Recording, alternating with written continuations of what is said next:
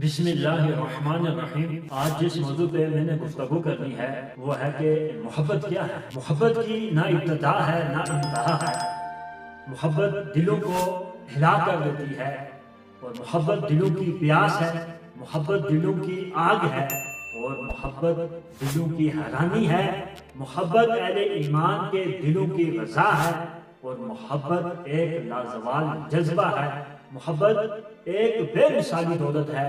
محبت زندگی ہے، محبت روح کی غذا ہے۔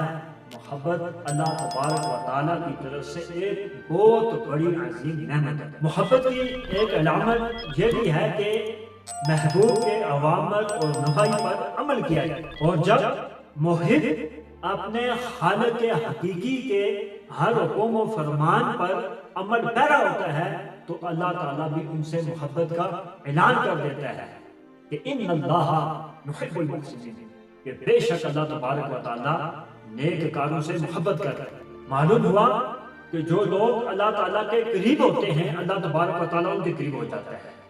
جو لوگ اللہ تعالیٰ سے محبت کرتے ہیں اللہ تبارک و تعالیٰ ان سے بھی محبت کرتا ہے۔ ایک حدیث مبارکہ ہے، حضور علیہ الصلوۃ والسلام نے ارشاد فرمایا کہ اللہ تبارک و تعالیٰ فرماتا ہے کہ اگر کوئی شخص ایک گٹ چل کر میری طرف آتا ہے تو میں ایک گز اس کی طرف آتا ہوں، اگر وہ ایک گز میری طرف آتا ہے تو میں ایک گز سے بھی کہیں زیادہ اس کی طرف آتا ہوں، اگر وہ چل کر میرے پاس آتا ہے تو میں بھاگ کر اس کے پاس آتا ہوں۔ اس سے مراد اللہ تبارک و تعالیٰ کی رحمت ہے، اور یہی وہ مقام ہے جس کے متعلق درویش لاہوری نے کیا خوب کہا تھا، خودی کو کر بلند اتنا کہ ہر تقدیر سے پہلے خدا بندے سے خود پوچھے بتا تیری رضا کیا ہے۔